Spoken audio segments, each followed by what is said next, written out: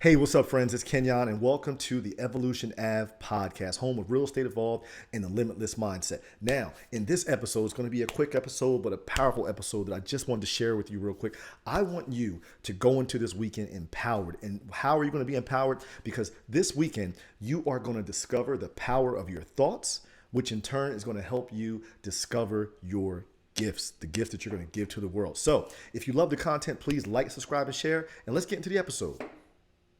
Below, I thought get wonder and I level. I don't need much in my life. I know I like it better on the water.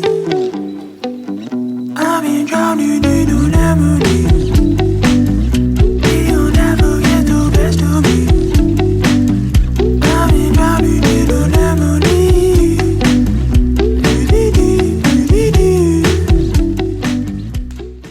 What's up, friends, and welcome to the episode. It's Kenyon. I'm happy that you're here. Listen, I have a powerful, powerful message for you. I could not wait to give this message. Originally, it was on schedule for me to do an episode with a guest that's coming on board, but this is just something that's been on my mind. It's been in my heart, and I had to share it with you today. So, the power of your thoughts. Listen, our mind is a thought factory, and you have two foremen running that thought factory. The magic of thinking big, the magic of thinking big. You know where I'm going with this. First foreman is Foreman Mr. Defeat. The second foreman is Foreman Mr. Triumph. Now it is time to fire Foreman Defeat. Foreman Defeat is the foreman that he is going to tell you and help you try to believe in everything negative that can happen in your life. Everything that you say you can't, that is Foreman Defeat. Everything that's negative, everything that you're not good enough for, that is Foreman Defeat. And then on the other side, you have Foreman Triumph. Foreman Triumph is I can, I will, I must, I will, I can, I will, I must. That is Foreman Triumph. Foreman Triumph is we can succeed at everything because those are the thoughts that you want to live with. Those are the thoughts that you want to be living on this earth with every single day of your life. So it's time for you to make a decision. Which foreman are you working for? Every single day you wake up, you're going to have to decide, which foreman am I working for today? Am I working for Foreman Mr. Defeat or Foreman Mr. Triumph? I'm telling you right now, let's fire Foreman Mr. Defeat. Let's work for Foreman Mr. Triumph every single day of our lives. Let's clock into that mindset every single day. Understand, this is the most wonderful time to be alive. The doors of success have never been more wide open than today. We have the capability, the ability, the technology, the availability, the data, the energy, the mindset, reinforcement, you name it, we have it. We've never had so much opportunity at any other time in the world. So this is what I'm trying to tell you. This is your time. This is the most wonderful time to be alive. The problem is a lot of us are walking around half dead. I'm urging you to live while you're alive. Say to yourself every single day, I'm going to live while I'm alive. While you are on this earth, don't just exist, live. See, we can think and believe ourselves to success. Literally, we can actually think and believe ourselves to success. I want you to think about all the positive things you want. I want you to believe in your gifts. Sometimes to believe in our gifts, we have to discover them though. So let me tell you a story. This episode is called Growth Spurt for a reason. Let me tell you a story. Let me go back to, I'm not even going to tell you the year, but when I was in 8th grade, I played for the Little Tornadoes football team. You can ask anybody, this is no cap. I was known as that kid that everybody always wanted to play quarterback. I was known to have what we used to call a gun or a rocket arm. And in a lot of cases you see on ESPN these days, they'll say, oh, this kid has a rocket arm. So they would say, Kenyon has a rocket arm. I could throw the ball. I mean, let me give you an example. One time in 8th grade, I remember in the all-star football game practice, we were practicing at Martin Luther King baseball field is where we used to play Little League Baseball. And one of my favorite receivers, his name is Delyon Houston. As we're practicing, it was a night practice. I remember it very well, super well. I said, Delyon, run a 7. I'm standing on home plate. He runs the 7. I overthrew him. But guess where I overthrew him? It went over the center field fence. That's the kind of gun that I had when I was a young kid. So guess what? Here we go. Yes. Oh, I know what my gift is. Oh man, the NFL. Here I come, coming from Trenton, New Jersey. I'm getting to the NFL. I was about 5'7". No, I was 5'6", 124 pounds. in the 8th grade. 5'6", 124 pounds in the 8th grade. So what happens usually between junior high and high school and throughout your years in high school, we hit that growth spurt. So me, here I am. Oh, I got my gift. I got my gift. I got this golden arm. I got a gun. I got that rocket arm that everybody wants to see. Yeah, next year, 9th grade, how tall am I gonna get? How you gonna hit me, growth spurt? What's gonna happen? So my growth spurt from 8th grade to 9th grade was, when I got to 9th grade, I was 5'9", 160 pounds. Okay, here we go. The gift is working. 5'9", 160 pounds. Freshman year, we're still not throwing the ball that much. We're running kind of an option offense. We ran the freeze option. So, I thought I was Tommy Frazier or whatever, ran that in the Nebraska high-powered option offense. But every time I got a chance to throw the ball, I'd love to throw the ball if I could. So no big deal. So here we are, 9th grade, 5'9", 160 pounds, still there, can kind of still see over the line. 10th grade comes around. All right, what you got for me this year, growth spurt? Anything? 5'9", 170 pounds. So look, I got a little bulkier, gained a little weight, but I didn't get any taller yet. All right, cool, great. Okay, well, look, we're going to still ball out. We're going to play a little bit. 11th grade comes around. All right, growth spurt, what you got for me? What's happening? 5'9", 175 pounds, right? Still didn't have that growth spurt. So it got to a point where my offensive line had a growth spurt. Those guys were big. I mean, they were everything you wanted in an offensive line. I mean, look, in 8th grade, I had the local prep schools calling me. Look, it's this kid in Trenton. He got a gun. This kid can throw the ball. Not to mention that he's gifted and talented. So what does that mean? When you watch the NFL Combine, what is that one thing they always talk about these quarterbacks besides the physical trait? They're cerebral. When I was going into 9th grade and going to high school, guess what? I was still gifted and talented. I was cerebral too. So here I am. I got a gun, decent speed, and I'm cerebral. I'm a smart kid. The prep schools were calling me. But I wanted to stay at Trenton High with my friends. So I wanted to play Trenton High. I wanted to be a Trenton Tornado. That was what I always wanted to be. Red and black have always been my favorite colors. So here I am going into the 11th grade, 5'9", 175 pounds. Actually, I hit 5'10", I think. I might have. Yeah, I hit 5'10", 175 pounds. Oh, guess what?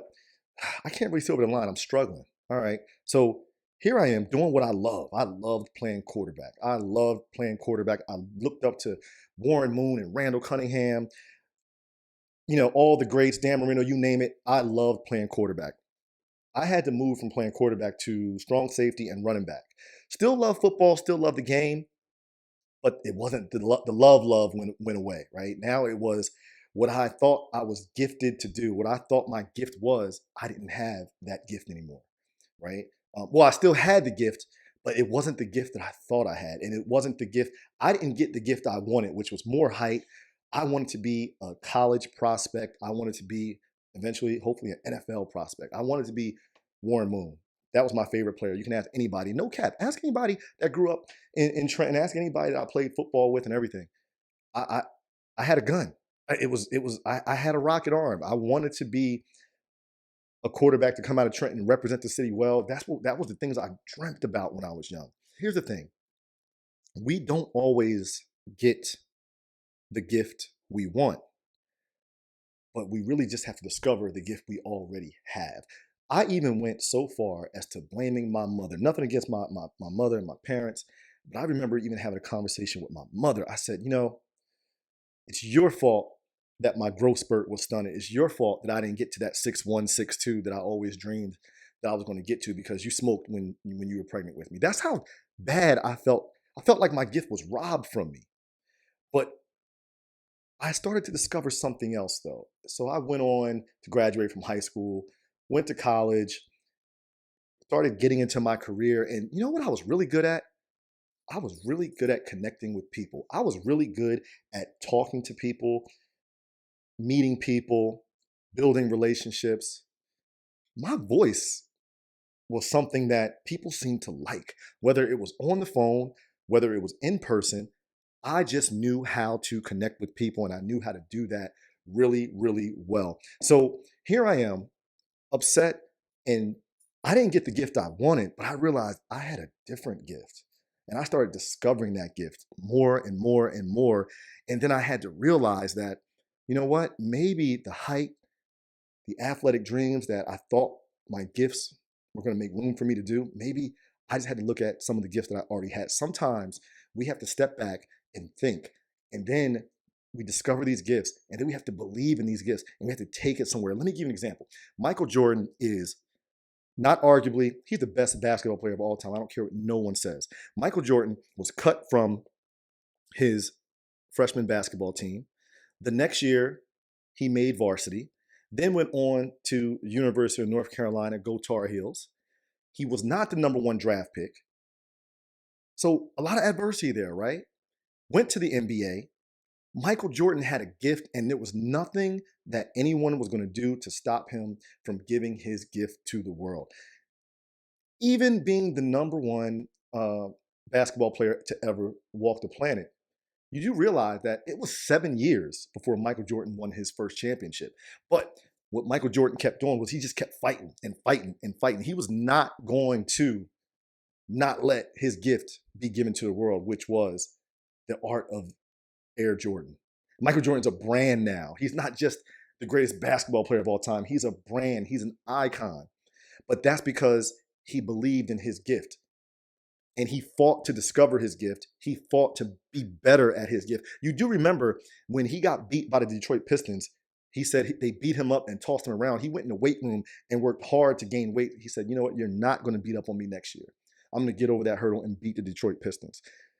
You have to fight for your gift. And when you discover that gift, because you have it, it's already here, you got to fight for it. You have to discover it, because I'm going to tell you right now, every single one of you, every single one of us here on this earth, we are born with gifts.